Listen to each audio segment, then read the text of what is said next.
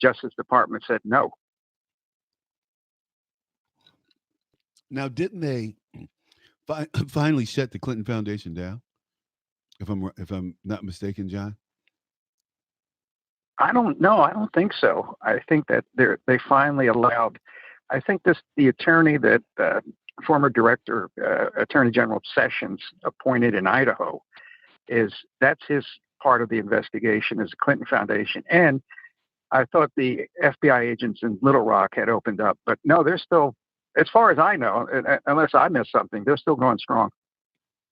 Wow, I thought that they had shut that thing down um, a couple of years ago because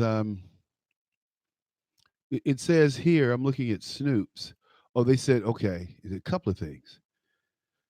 Oh, well, anyway, go ahead. I'm sorry. So we have these conflicts, and we've had these conflicts for years now, and it doesn't seem like it's getting any better. It's actually getting worse. If you think about Comey, he was Mueller's friend. They worked together several places in the system. And he basically carried on everything Mueller did. Now, the question I had, and I wrote a book on this called The Comey Gang, is how did a collection of individuals so like-minded end up at the same time in the same place in the FBI on the seventh floor where you have Comey, McCabe, Peter Strauss, James Baker, Bill Priestap, all of whom had a tremendous disdain for candidate and then President Trump. So how did that happen? Well, it happened because Comey is a political hack. And his agenda was to get rid of Trump. And so was Mueller's agenda. Yeah, well, I found it I found it strange last week when the special prosecutor Mueller came out and said if the president were if there were no criminal whatever, he said we would have exonerated him. So what he's saying is, well, we should have charged him, but we didn't. And then he falls back on the excuse that somehow it's only because you don't indict a sitting president, and so Congress has the responsibility to impeach the president because we can't indict a sitting president per the Department of Justice. And I'm listening to this, and I'm listening to this guy, and I'm going, this is really screwed up. This is a real foobar. I mean, if I'm having a difficult Yeah. time understanding it, what's the average American? The average American doesn't care, first of all. And there's a recent Yeah. study that, go ahead. Go ahead. There's a No, recent, I can explain part of it. First of all, Mueller corrected himself later that night. Someone issued him saying that he didn't rule on obstruction, not because the president can't be indicted. So he walked that back. A special counsel is you have special counsels, you have special prosecutors, and they all have different charters.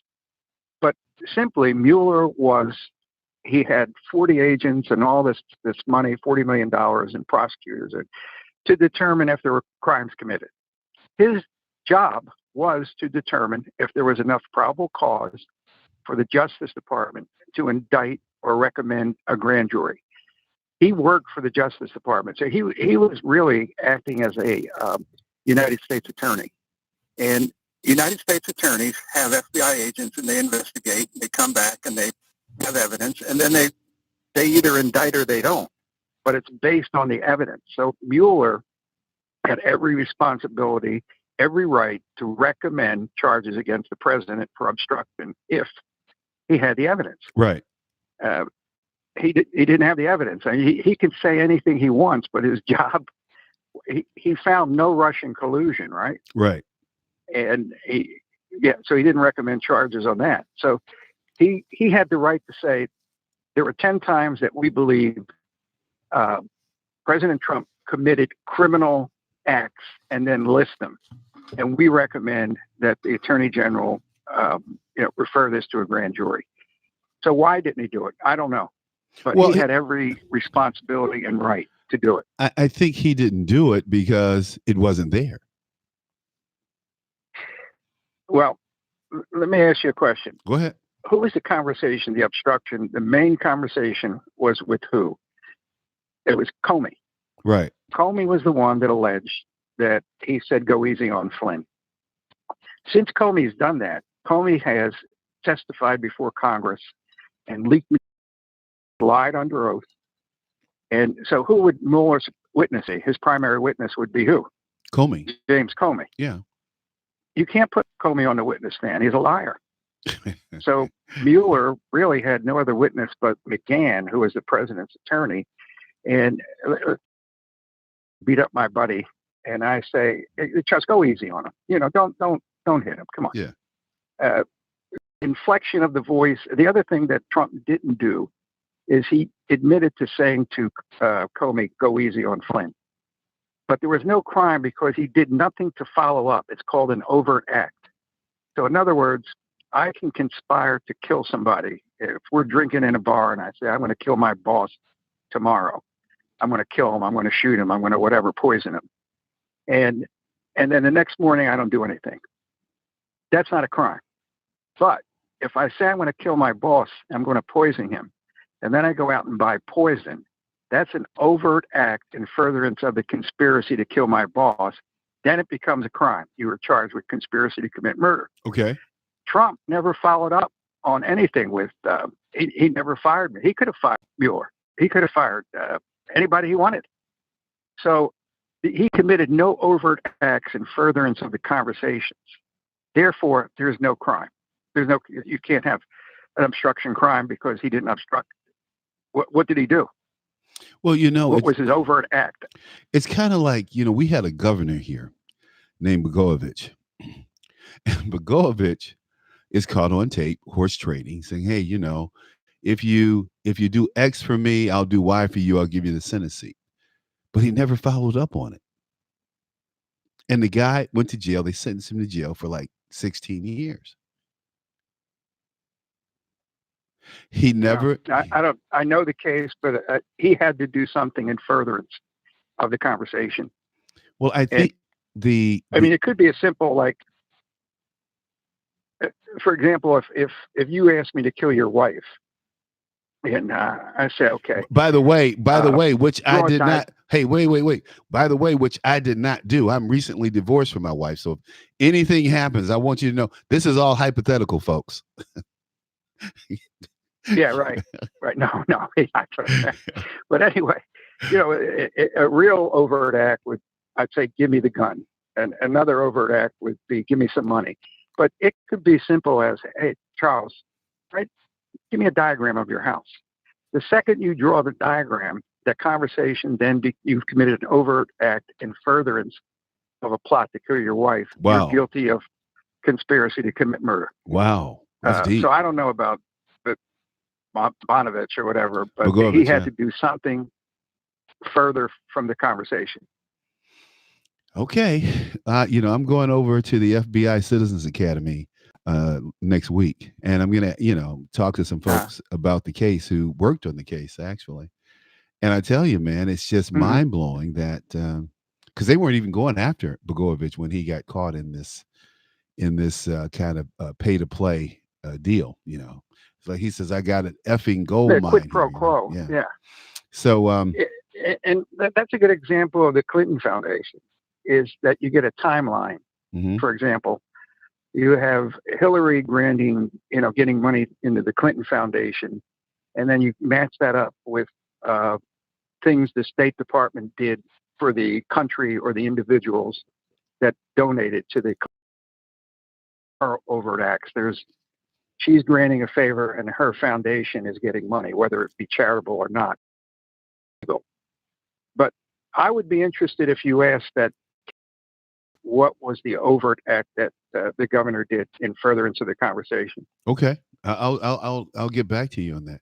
Now, the Clinton Foundation did shut down this year, in January of this year. And they said, as soon as Hillary Clinton lost the election, many of the criticism directed toward the Clinton Foundation were reaffirmed Foreign governments began pulling out of the annual donations, signaling the organization's clout was predicated on donor access to the Clintons rather than its philanthropic work. In November, the Australian government confirmed it has not renewed any of its partnerships with the scandal plagued Clinton Foundation, ending 10 years of taxpayer funded contributions, which totaled more than $88 million.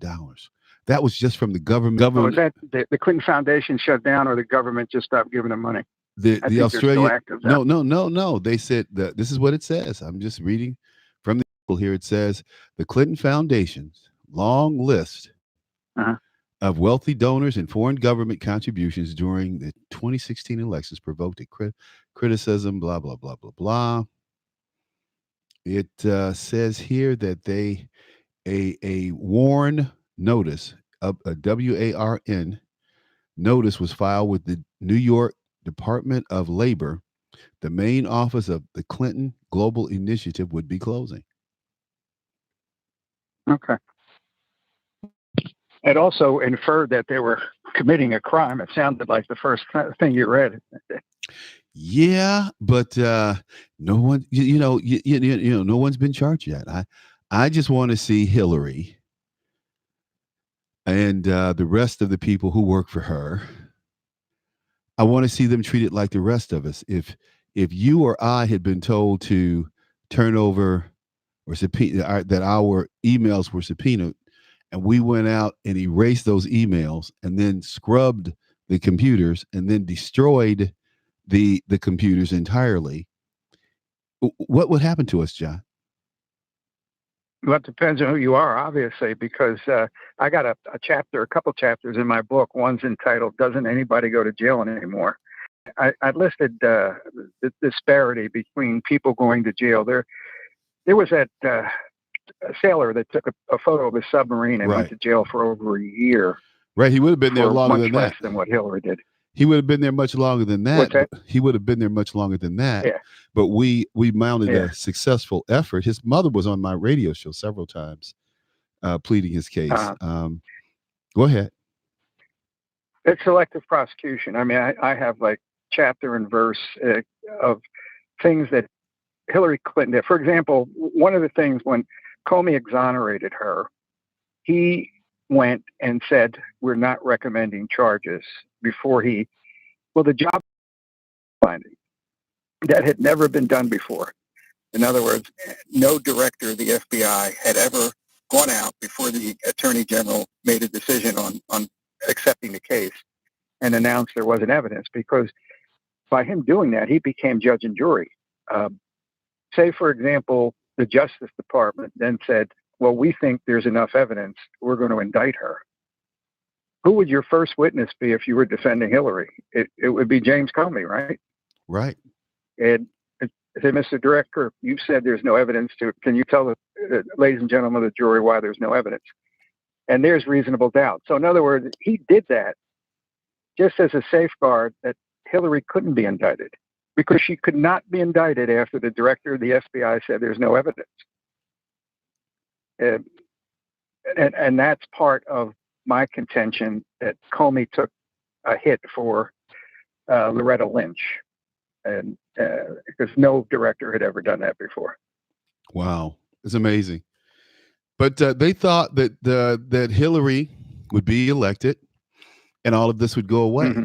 But ultimately, John, what nobody's talking about is the biggest elephant in the room, and that's Barack Insane Obama. Mm-hmm. All of this goes back to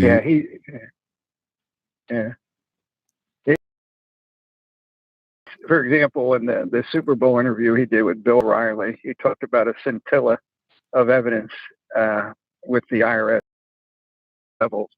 People in the Cincinnati IRS office did it.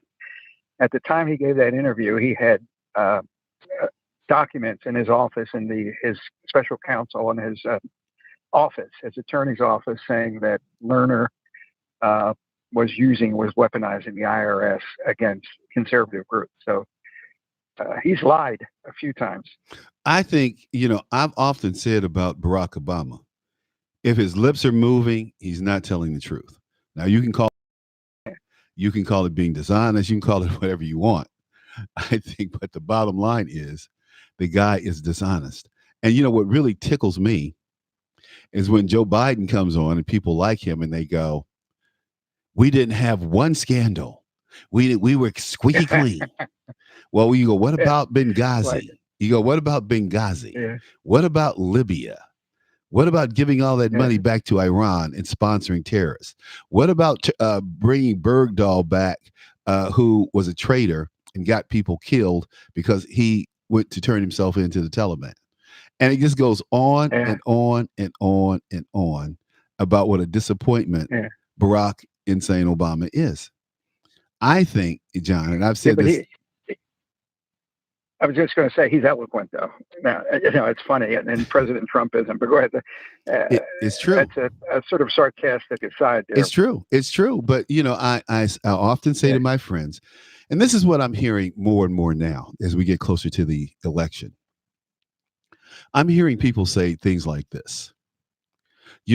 I used to get upset by the way Donald Trump said things, but I realize he's like the dad. He's sugarcoating. He means well, but he just yeah, he just gives it to you without any sugarcoating.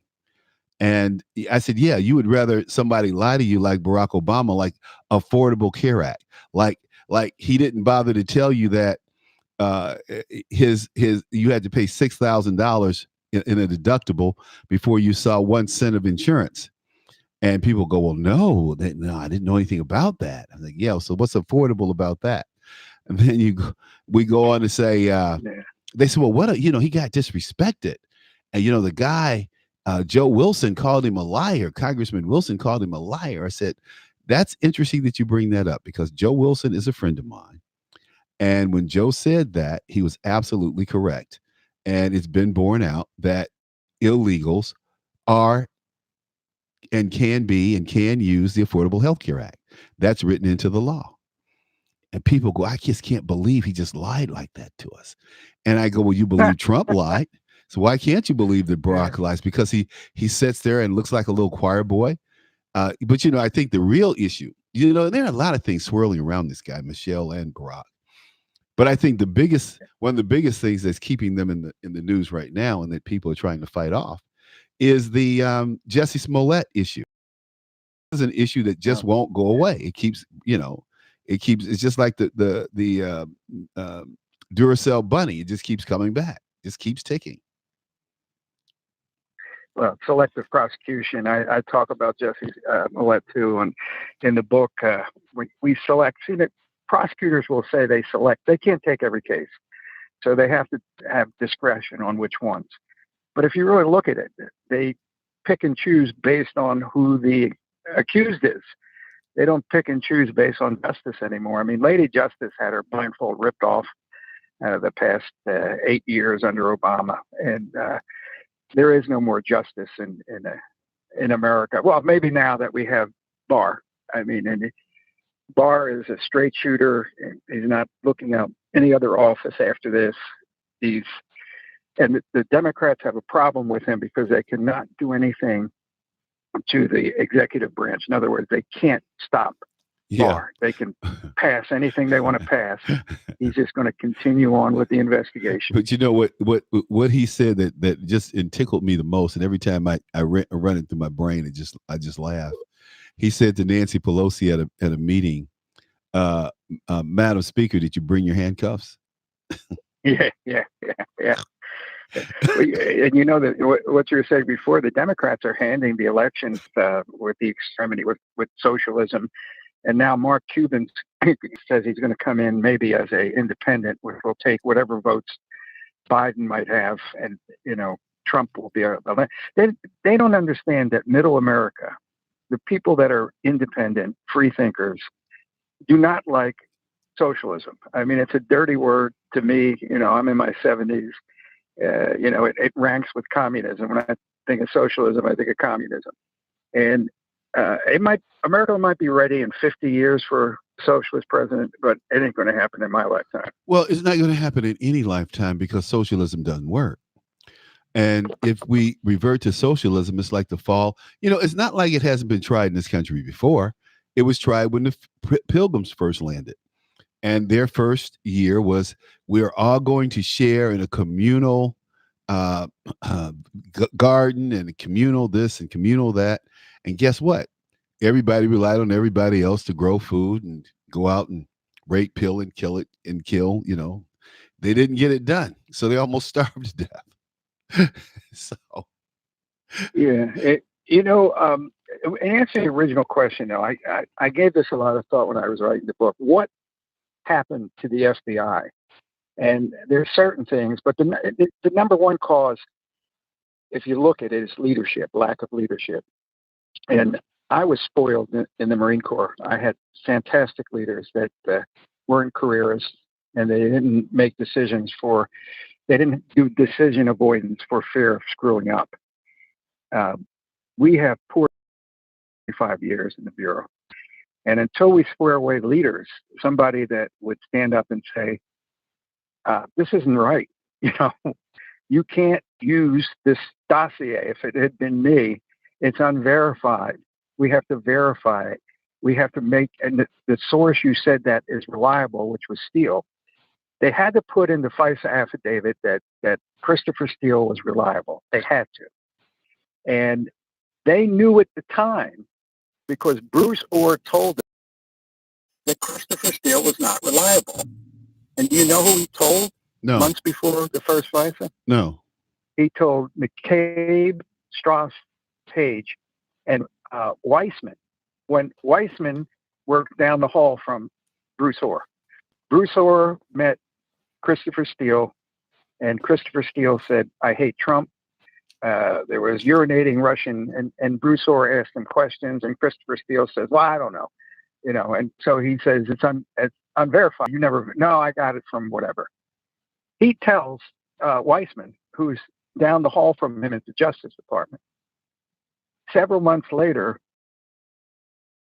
as his second in command for the special counsel. At the point that special counsel started, Weissman knew that there was for the Russian collusion case. He knew it. So, because Weissman told him. In fact, there were two attorneys that knew that Steele dossier was bogus, and they both went on the special counsel staff. So all of this, is this in your book, in your newest book? Yeah, it's all in there. It's all with facts and the Comey Gang. It's in Amazon, Simon and Schuster, Barnes and Noble online right now. Okay. It should be coming out in a few months, but it's all in there. And chapters on we don't mentor agents anymore, and it's why the Comey Gang could form. And we need to get back to, like for example, young agent. If I screwed up, some senior agent would grab me and say, don't ever do that again. Please to new agents, you'll be suspended. So we lost 2 generations where senior agents weren't allowed to mentor. And then you have the Peter Strauss. I mean, I would have loved to mentor him. And why is that, John? Well, that smirk when he was testifying before Congress, mm-hmm. and he was answering the way he was, it broke my heart. I mean, every retired agent wanted to reach into the television screen and just smack him in the head and say, answer politely, answer respectfully. You can say what you want to say, but wipe that smirk off your face. Well, he's just that's who he is. He's a jerk. Yeah. He's a jerk with an FBI badge. But here's the deal. We've had jerks when I was an agent, but they always respected the office of the FBI. Like, for example, I was undercover with mob guys and drug dealers. When I went to court, I was in my communion suit. I had a haircut. It was yes, sir, no, sir. And, irregardless of what the defense attorney was grilling me on or how aggressive he got, it was just yes, sir, no, sir. So we've always had jerks, but we've never had jerks on national television before. But he enjoyed that. He enjoyed that. He knew it was over. And, when your business gets out that you're an adulterer, I mean, think about it. This what they never really focus on is that this guy was an adulterer. The girl he was texting is an adulterer or adulteress. I don't know what you'd call a woman adulterer, but these are people who, it's like John. Maybe it's something wrong with me, but people have no respect anymore for the law, for the rules of law, Yeah. for Traditions. tradition, for for what we consider morals and values. It's whatever I want to do as long as I want to do it. And it's really interesting to me that John Adams often said people try to cite the Constitution for marrying their dogs. Okay, and I'm being a little facetious here, but people say, well, I can do whatever I want to do as long as it's legal and I feel that I want to do it. Okay, but John Adams said that the Constitution was written only for a moral and religious people. Without that, it was wholly inadequate of the governance of unbridled passions. So you have these people Hmm. and these unbridled passions that go unchecked, and we don't address it. We just go, well, whatever you want to do, it's okay as long. And I say, you know what? It's not okay.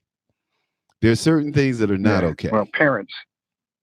Oh man, these That's the problem. You lose people when they're adults if they weren't, corrected and taught morals when they were children. They're a lost generation too. well, yeah, they're certainly lost. It- But it- Let me give you another scoop. okay, Uh, the Strauss mentioned many times that he wasn't the sole decision maker on the Clinton email right, case. right, That there was a team. They called them the midterm team. That was the code name for the investigation. The okay, midterm. okay. I found text messages from other people on the team that made paid messages about Trump tame. These were people that were interviewing Clinton and interviewing, and went over and interviewed General Flynn. The text messages, he assembled a team of 10 haters of Trump, lovers of Hillary Clinton. There was an who was texting her boyfriend, who became her husband, that was using the F word against Trump. He used the word retarded, that Mm, people in Ohio were retarded if they voted for Trump. These were the people that were on the team. right. So when they talk about diversity in the FBI, it has nothing to do with ethnicity. It should have something to do with your opinions, your ideology. We should have a diverse. But they handpicked 10 people who have the same political ideology and hatred for Trump and love of Clinton. It was a foregone conclusion when that investigation started. And if I had that animus towards a person, I would have recused myself. Like, let me give an example. If a judge called a client and a F in this and all these things, Hmm. and he was going to try your case, Hmm. would you want him as the judge on your case? No, I did. In fact, I had a I judge mean, like that. I had a judge like that, and I substituted her. yeah. I mean, they're not hiding their hatred of you. No, How are you supposed to get a fair? So, but these agents had the same thing, and what they had, which is bugging me as a retired FBI agent, they had subpoena, warrant affidavit power. They ruined. Look what they did to uh, these Roger Stone and Manafort's probably guilty, but raiding their house at 5 a.m. with SWAT teams. We'd never do that. I mean, we'd never do that. So it was a message of, you better cooperate. So yeah, you better cooperate, or we'll terrorize you in America. they have terrorized them, and the problem that if it comes out, I think they can vacate some of these guilty pleas. For example, it's the fruit of the poisonous tree. For example, the impetus for everything else was the FISA warrant. Right. If they prove, if some judge says, listen, this FISA warrant uh, was bad. It wasn't based on uh, true facts. It wasn't reliable. Your informant. So that's free. Right. Everything they get as a result of that warrant is not admissible. It should not. And I haven't heard that argument made, but if I was an attorney, I'd be making it saying that it's, for example, if I go in on a drug warrant and I lie on that warrant or I fudge it and I go out and I see kilos of cocaine, they're non-admissible. That person would walk because the warrant was bad and the fruits of that warrant are poisonous. Wow. And I have not heard that argument put forth, but I think I would be doing that. Well, I think that argument's coming, John. That's the only argument they have. Yeah. That's the only argument they have, man, because these folks are coming at them. They are not playing around, and I just don't see a lot of good coming out of this thing, given where we are. I just don't. Yeah, I think they're going to start rolling. I don't have any information factual, but here's my guess. There's a guy named Bill Priestap.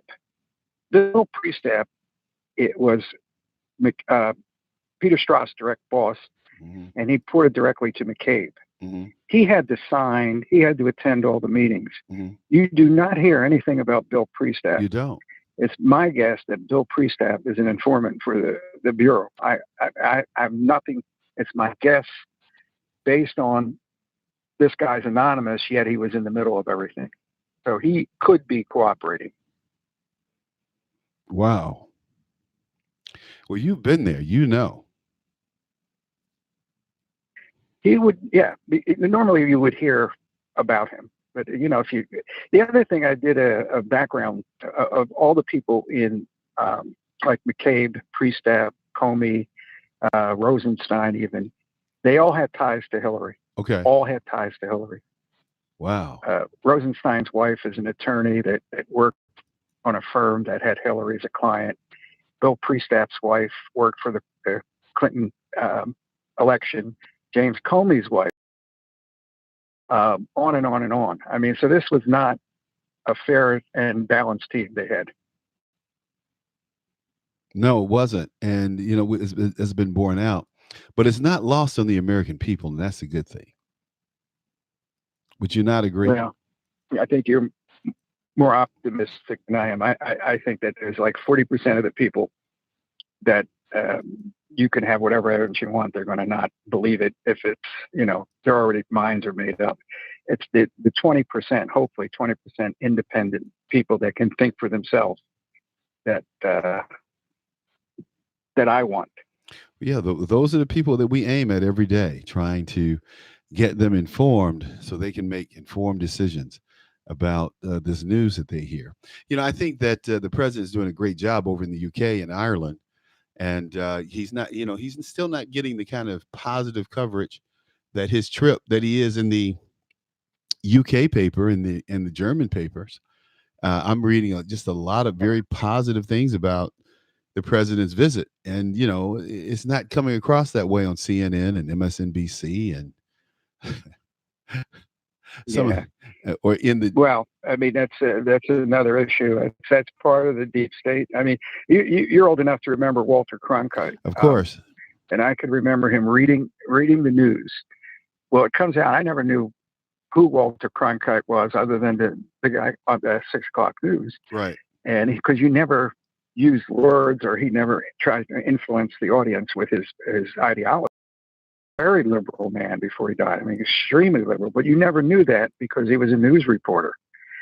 And so you can't even tell. I think news because. Well, John, see, you were over in Way fighting in the Tet Offensive. I was at home as a young man in 1968. I was 15 years old. When did Tet break out? When was it? February? January 31st of 68. No, it started January 31st of 68. And okay. Went all the way to all through February to March. Okay, so I was 15 and I was in the 10th grade. And I remember Walter Cronkite coming on TV and taking off his glasses and looking into the camera and saying, "We have lost Vietnam.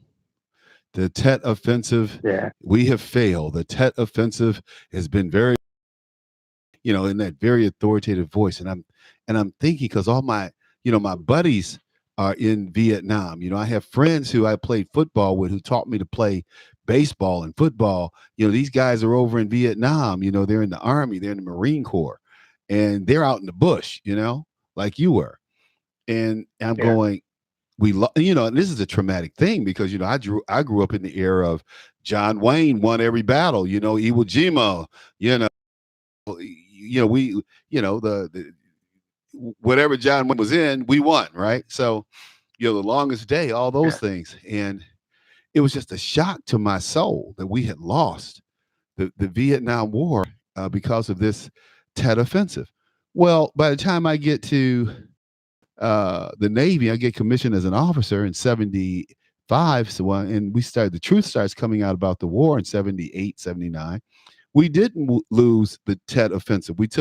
We beat back the Kong and the ANV, AVN, and this guy just lied. And I've never, and I will Yeah. Yeah. never ever forgive Walter Cronkite, because it's often credited that statement changed America's attitude about the Vietnam War. Yeah. Supposedly, Johnson said, if we lost Walter Cronkite, we've lost the middle America. But Exactly. yeah, the battle of Hue, I was the initial Marines into Hue on 31 January, and we were 147 Marines. By the time we got into Hue, we had lost approximately half the company, wounded or dead, unable to fight. And inside, in and around the city of Hue, were 10,000 NVA.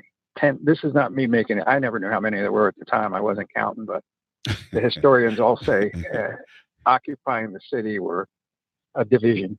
How did they get And there? How we did got they get there? reinforced. What's that? I don't understand. And I still don't Uh-huh. understand how all of these men got into Hue and other places without being noticed. Yeah, it was Westmoreland screw up. He was General Westmoreland was the ground commander that the attack, countrywide attack, but it was going to be up at Quezon. They were going to come into South Vietnam, and there was all kinds of intelligence that it was going to be Hue City and major cities, and he ignored the intel. In fact, he sent all the troops. But what happened? It was brilliant in the NVA's planning. Is Tet is like our New Year's, and it's like a week-long celebration where they have festivities and parties. And so what happened is, the 2 or 3 days before the attack, the NVA and the VC infiltrated Hue City in trucks, little trucks, and they were with all this, all the people coming into Hue to celebrate Yeah, Tet, that's how they got and there. that's what they did. Yeah. Mhm. They got there under cover of the celebration. Yeah, and they at 2:30 in the morning on 31 January, a flare lit up in the sky, and 8,000 NVA rushed into the city, and they were killing civilians. It was horrible. There were anybody that had anything to do with the South Vietnamese government or the Americans were just slaughtered. Mm. Um, we They found graves, after, but it, we got in there, and then we were reinforced by a Gulf Company, Second Battalion, Fifth Marines. Mm-hmm. But we were always outnumbered, 50-1. But we were Marines, and we won the battle on 2 March. We captured that city, that entire city, and we we were Marines. People say, "How do you survive?" Well, first of all, we didn't know how many there was, but second of all, we Well, didn't take no for an answer. I read something very disturbing today. Very disturbing to me. And the Marine Commandant and the rest of the Joint Chiefs have allowed Congress to lower physical requirements for infantry school in the Marine Corps and the Army so that women can become infantry officers. It's very disturbing to me because at the end of the day, Mhm. these women are not warriors. They're just in the fucking way.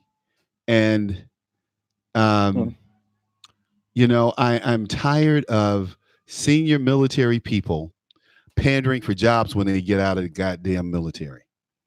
The commandant knows that we need real leaders out there with the troops, and not a chick who's running 2 minutes behind the rest of the troops at her top pace. It's to me, it's Well, just I agree. uneffing conscionable. It's uneffing conscionable that these people have been watching too many goddamn movies about women being in combat and women being as tough as men and all that bullshit. Angela Jolie is not going to knock a 180-pound guy down. I'm sorry. Yeah, I was in a documentary called "The Marines at Way," Against the Odds. The Marines at Way. It I was a saw good that. I documentary, saw and that. Yeah. I watched it, and I noticed after about the second time I watched it, it's on TV all the time now on the American Heroes channel, that there are at least 10 instances of that during that documentary of Marines lifting other wounded Marines on their shoulder, dragging them to safety. Yeah. My criteria would be, if you lower the standards and I'm lying out there wounded, and you're not going to be able to pick me up. If you can pick me up, if you can pick up 180-pound, individual But see, and drag them to safety, you have to we could talk about it. But if you can't, this is the deal. I'm with you, John, and that's my criterion too.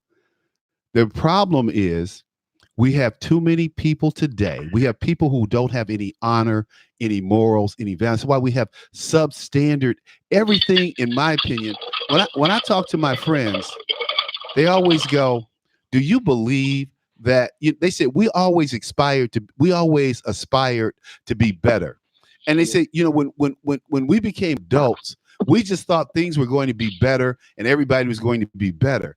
And then my friends, and we've never really talked about this. These are guys I've known all my life. We went to high school together and whatever, and we kind of come back together in our late years. And they're like, I just can't believe that the country's been so dumbed down. I just can't believe that we are not. These people aren't as good as we were when we came along. And it's not like something we've all talked about.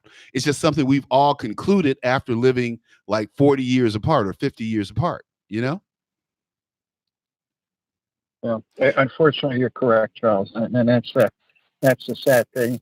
We've lost a generation of parents being parents. That's well, a big reason. Everybody wants to be their kid's friend, and and then they run into somebody like me. Like today, I swear to God, I'm on my way to the studio, and I'm going past Water Tower. This guy and this girl and a baby that's about 2 years old walk right out in front of my car, mid block, right out in front of my car. And so I stop the car and I hold up my hands and I go, like, what the F, is what I'm saying. I didn't say it. I just held up my hands.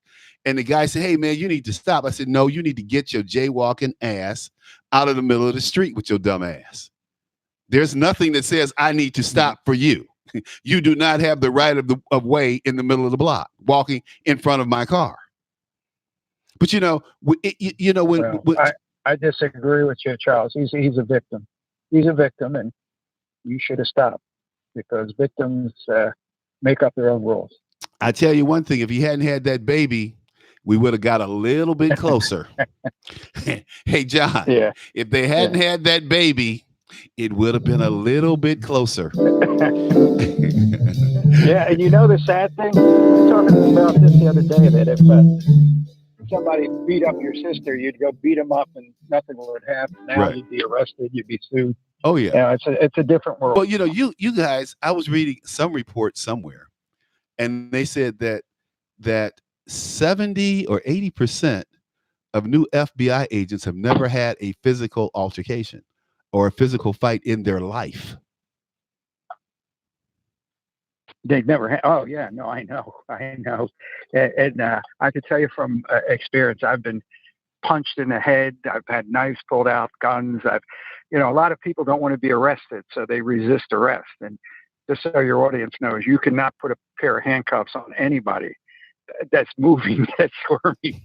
So you have to subdue them. Uh-huh. So, yeah, and the first time you get punched in the face shouldn't be in the street. You got to know how you're going to react to that. Well, my favorites, Mike Tyson is a man of many quotes, okay? But my favorite quote by Yeah. Mike Tyson is this: everybody has a plan until they get punched in the face. Get punched in the face. Yeah. You get your ball right. But Charles, everybody reacts different. I mean, unless that's just going to piss me off. Yeah, but John, I've seen people just run. yeah, but John, think about it. Everybody has a plan until they give it. Your plan may be, okay, you punch me in the face and I'm gonna whoop your ass. Okay. Another guy's plan may be, if this guy punches me in the face, I'm gonna take off running. Right. Yeah. Or if this guy punches me in the face, I'm gonna pull out my gun. If you haven't been punched in the face, you don't know how you're going to react, right? Well, that's what Mike was saying. If you've never been punched in the face. Yeah, that's what Mike Tyson was alluding to. Because you have these people today. Like, I run into people all the time who obviously been playing too many video games, and they think that what we're going to do is going to be a video game. And I have to remind these young men, what we're getting ready to do is not going to be a video game, young man. You're going to feel some pain. Yeah. Well, yeah. No, I agree. Listen, like I said, once you announce you're going to arrest somebody, you can't then say, "Oh, my bad. I didn't know you wanted to be arrested. I'll come back another day." When there was some agents in New York that went to arrest a drug dealer. She was a woman in the Bronx, and it was like a four walk up. And they knock on the door and they enter, and we have a warrant for your arrest. And she was sitting in a chair, and she weighed about 300 pounds, and she didn't say anything. She didn't resist, but she didn't want to be arrested. So they didn't know what to do.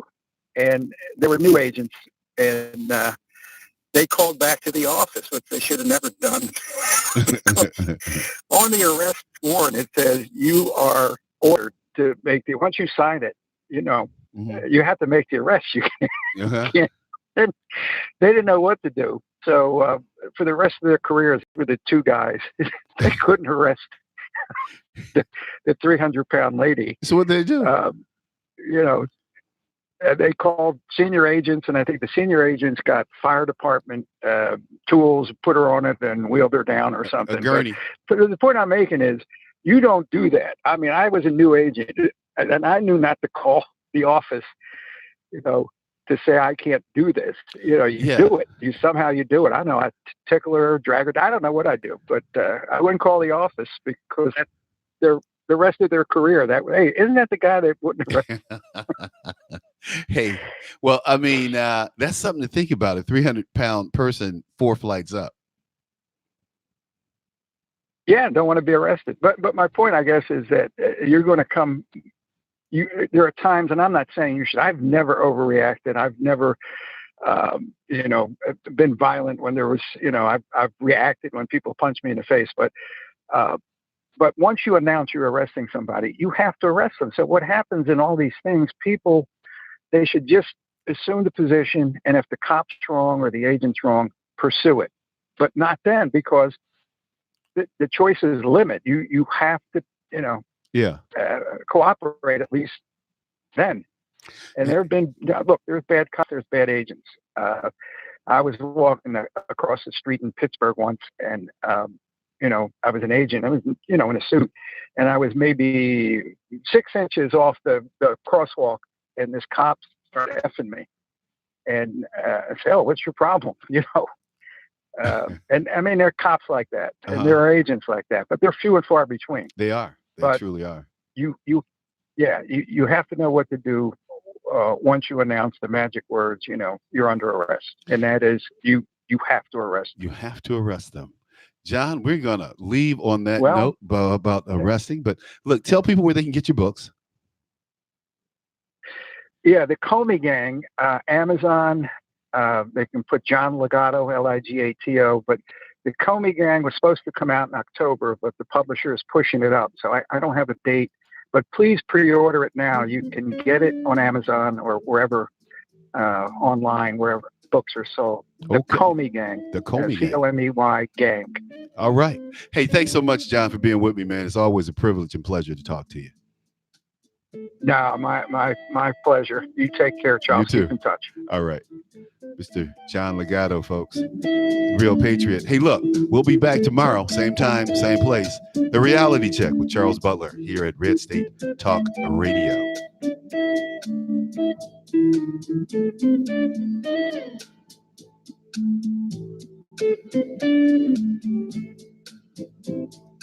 Okay. Well, folks, for those of you who are sticking around for the after show, we're going to do a couple of different stories, and you'll be treated to Charles Butler. And I'm going to do I'm going to talk about something that needs to be talked about, and that is Pope Francis is changing a major line in the Lord's Prayer. One that I don't agree with a lot of what the Pope does. He's not one of my favorite people, but it's neither here nor there.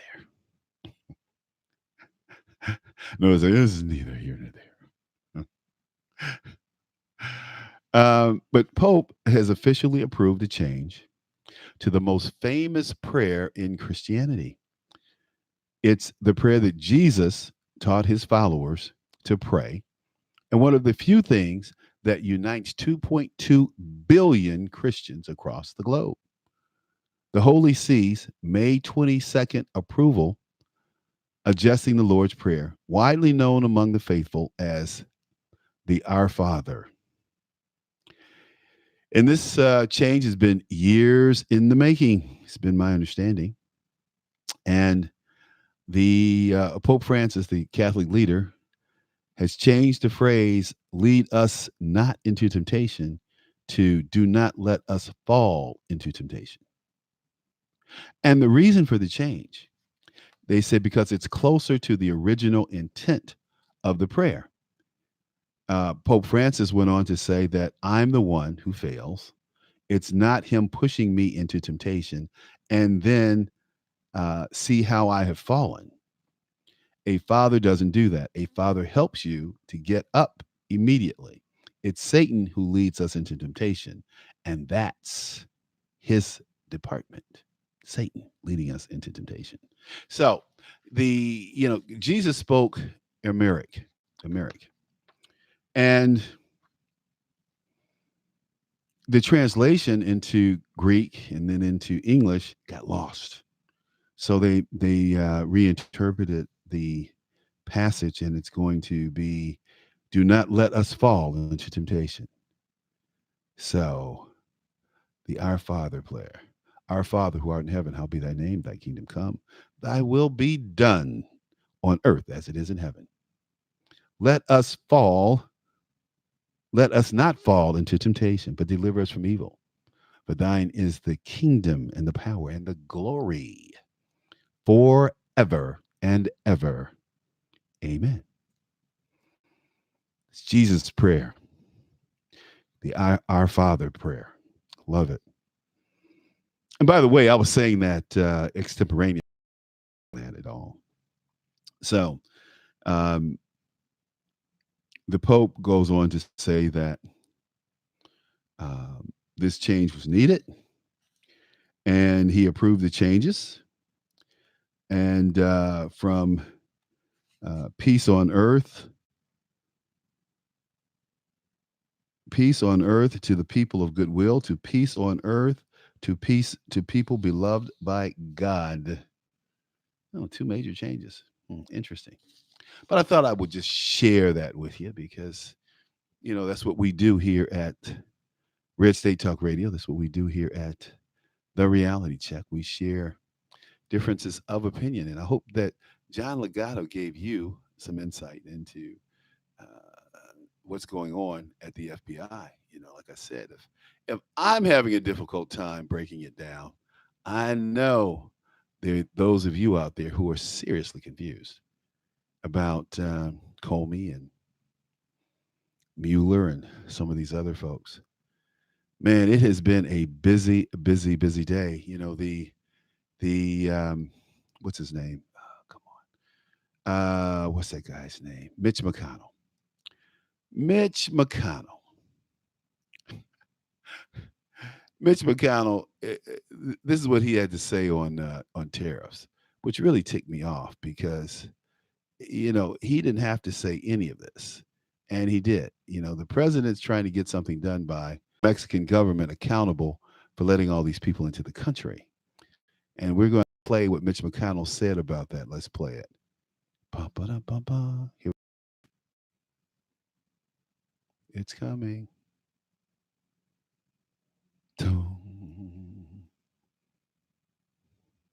Well, thought it was coming.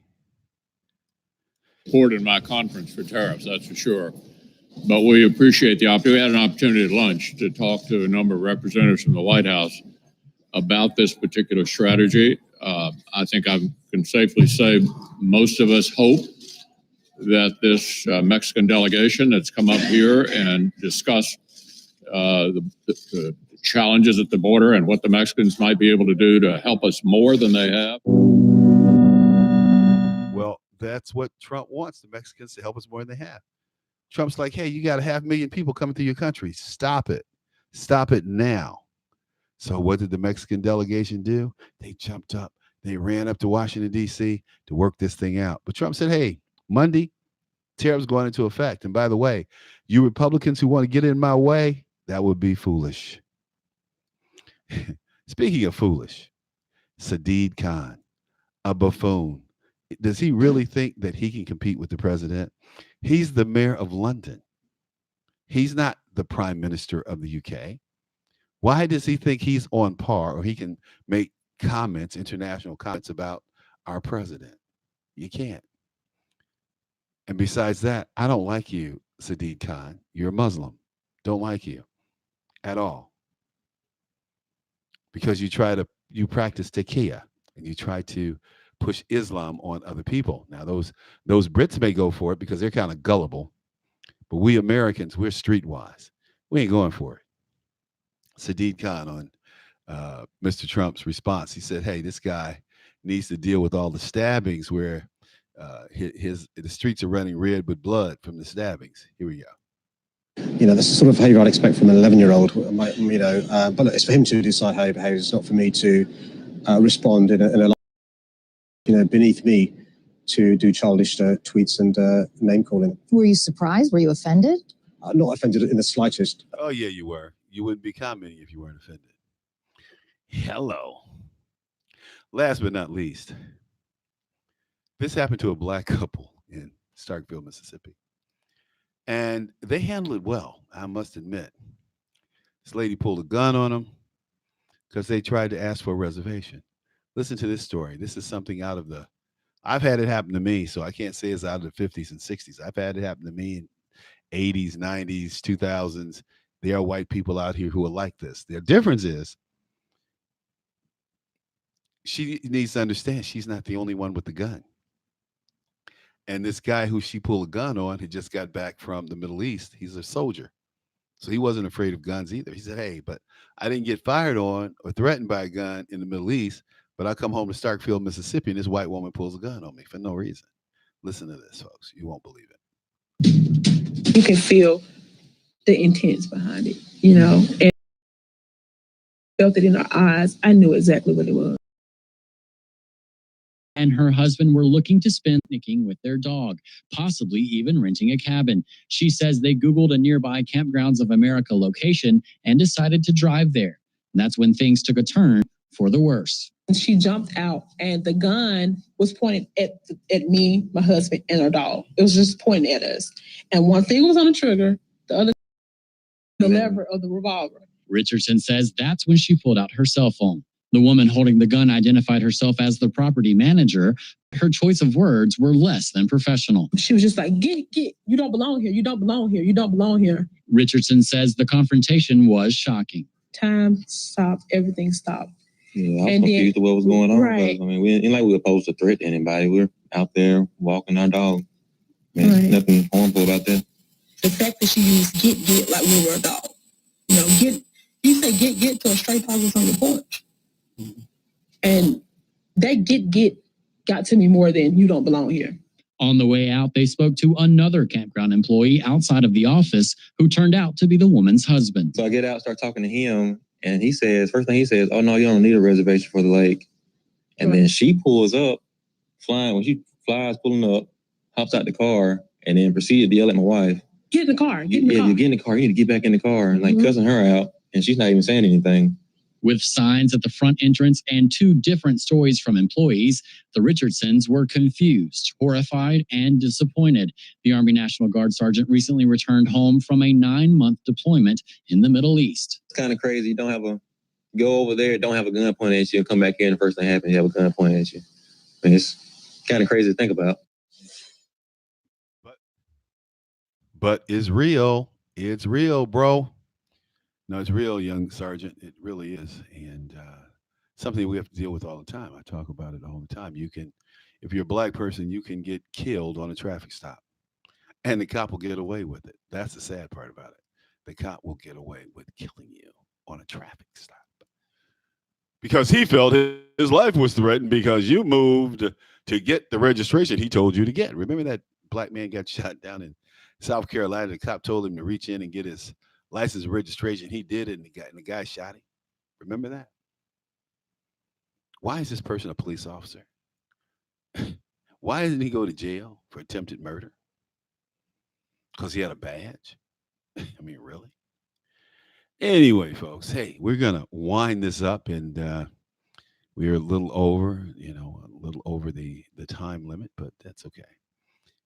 We wanted to bring you a little bit of the reality check. So thank you again for tuning in, and we will put this up on YouTube and put it up on Facebook, and hope you enjoy it. Thanks. Take care. Bye.